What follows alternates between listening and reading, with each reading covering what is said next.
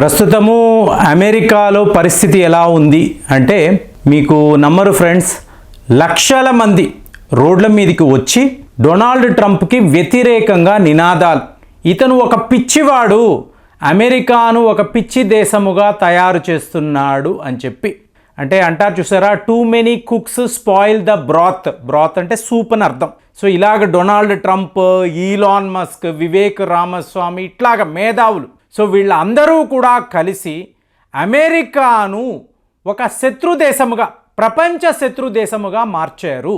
అంటే ఇది స్వయంగా ట్రంప్ గారు కూడా ఒప్పుకున్నారు. ఇప్పుడు కొంచెం కష్టకాలమేనండి, నేను విధిస్తున్న ఈ టారిఫ్స్ వల్ల అమెరికాకు ఇబ్బందులు రావచ్చు, కానీ లాంగ్ టర్మ్లో మీరు చూశారు అనుకోండి మంచి ఫలితాలు ఉంటాయి అని చెప్పి చెప్తున్నాడు.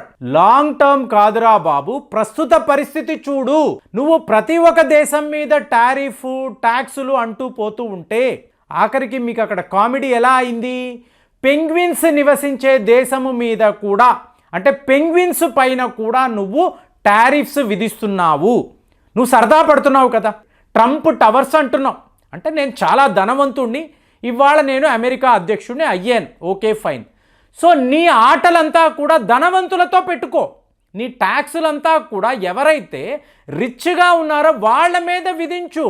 పెంగ్విన్స్ పైన, పేదవాళ్ల పైన, వర్కర్స్ కమ్యూనిటీ, మిడిల్ క్లాస్, వీళ్ళు ఏం పాపము చేశారు? సో మమ్మల్ని ఎందుకు ఇలా ఇబ్బంది పెడుతున్నావు? ఏంటండి అంత పెద్ద సమస్య అమెరికాకు ఏం వచ్చింది అంటే, మొన్న ఒక సర్వే చేశారు కదండి, మీరు ఇది వినే ఉంటారు. భారతీయులను అడిగారు, ఏమండి ఈయన ఏంటి ఇన్ని ఆంక్షలు అంటున్నారు, సో దీనివల్ల మీ జీవితాల్లో ఎలాంటి ప్రభావం ఉంది అంటే, వాళ్ళ ఓనర్స్, మీకు ఎవరైతే కంపెనీ ఉంటుంది, కంపెనీ యాజమాన్యం, వాళ్ళు సింపుల్గా చెప్తున్నారండి, మీరు అమెరికాలో నివసిస్తున్నారు, ఇక్కడ మీకు మేము ఉద్యోగాలు ఇచ్చాము, ఉద్యోగాలు చేసుకోండి, తిరిగి భారత్కి వెళ్ళి వస్తాము అని ఆలోచించకండి. మా నాన్నగారికి హెల్త్ బాగాలేదు, లేదా మా అమ్మగారు రమ్మన్నారు, పలానా వాళ్ళ ఇంట్లో పెళ్ళి ఉంది, ఒక్క నెల రోజులు వెళ్ళి వస్తాము, ఇవన్నీ మాట్లాడకండి. మీకు అమెరికా కావాలా, ఉద్యోగం కావాలా, అక్కడ అమ్మా నాన్న కావాలా, ఆలోచించుకోండి. క్లియర్గా చెప్తున్నారు. ఎందుకు? ఒకవేళ వీళ్ళు భారత్ వచ్చారు, తిరిగి వెళుతున్నారు అనుకోండి, అక్కడ ఎయిర్పోర్ట్లో ఆపేస్తే అలా ఎలా కుదురుతుందండి? ప్రాపర్ పాస్పోర్ట్ ఉంది, వీసా ఉంది, అక్కడ ఉద్యోగం ఉంది, అన్నీ ఉన్నాయి కదా అంటే అలా కాదు.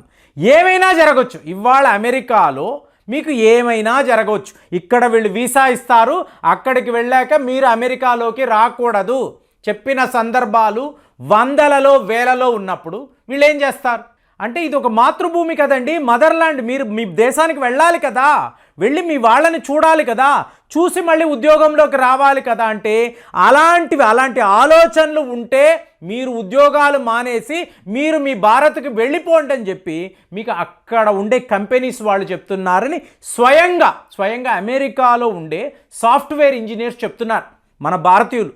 అలాగే ఎక్కడికి వెళ్ళాలన్నా కూడా మేము మా డాక్యుమెంట్స్ని క్యారీ చేస్తున్నామండి. ఎప్పుడు ఎవరు ఎక్కడ ఆపుతారో, ఏం అడుగుతారో, సడన్గా మమ్మల్ని తీసుకువెళ్ళి బంధించి ఎక్కడో పెట్టేస్తారేమో ఈ భయము మాలో ఉంది. ఇదంతా మన వాళ్ళు చెప్తున్నారు. మరి అమెరికన్స్ పరిస్థితి అంటే, నువ్వు ప్రపంచం మీదంతా కూడా ట్యాక్సులు విధిస్తూ పోతూ ఉన్నావు. ఇది కరెక్ట్ అయిన పద్ధతి కాదు. ఫైనల్గా ఏమైంది? భారత్ తిరగబడింది. భారత్ మీద 26%, దీన్ని వీళ్ళు ఇవాళ 27% అండి అని క్యాల్కులేట్ చేస్తున్నారు. ఎలా ఉన్నా నీ మిత్రదేశము కదా, వాళ్ళ మీద ఇలాంటి ట్యాక్సులు విధించొచ్చా?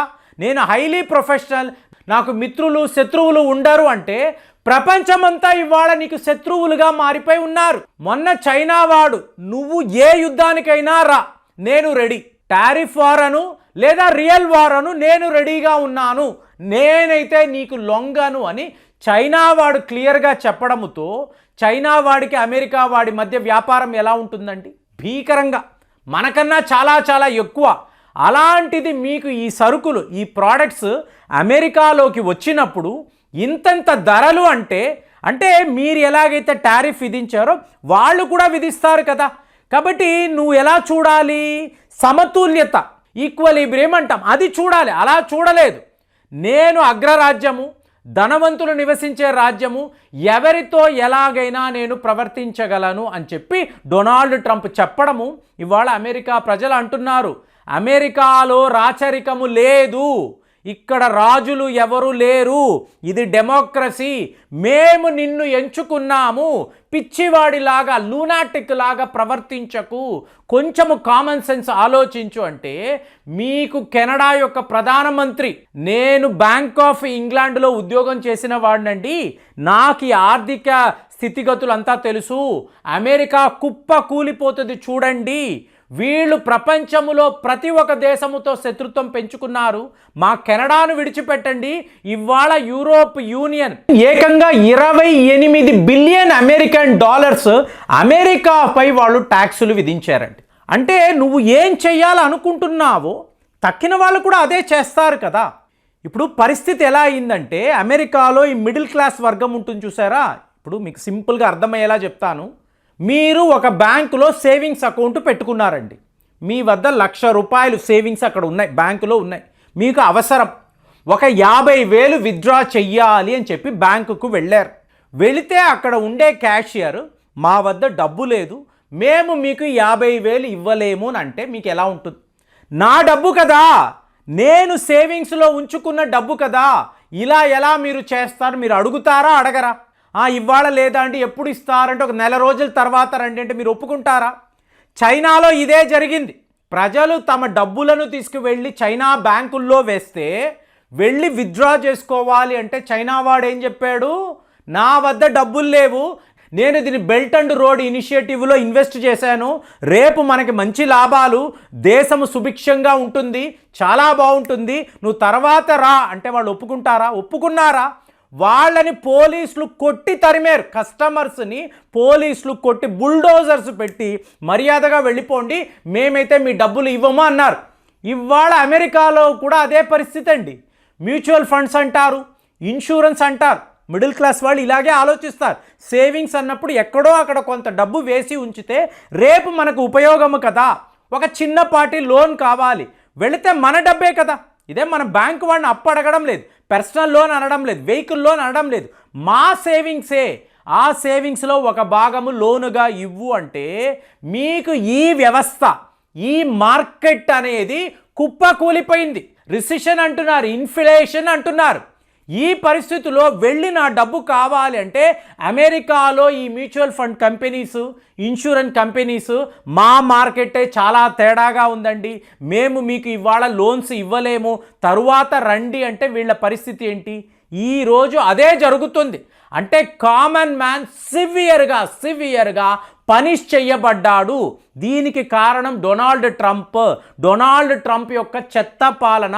మాకు వద్దు, పిచ్చివాడి చేతిలో రాయిలాగా ఇది ఉంది, ఇన్ని దేశాలతో శత్రుత్వం ఏంటి, ప్రతి వాళ్ళ మీద విరుచుకుపడ్డం ఏంటి, ఒక దేశాన్ని కొంటాను ఎంత చెప్పుని అడగడం ఏంటి, ఇదంతా న్యాయబద్ధంగా ఉందా? మనము ఏమో విశ్వమిత్ర అంటున్నాం, ప్రపంచములో ఉన్న దేశాలంతా మా మిత్రులు, వాళ్ళతో స్నేహపూర్వకమైన వాతావరణం ఉండాలని మనం కోరుకుంటున్నాం. కానీ అమెరికా డొనాల్డ్ ట్రంప్ ఏమంటున్నారు? విశ్వ శత్రువు అంటున్నారు.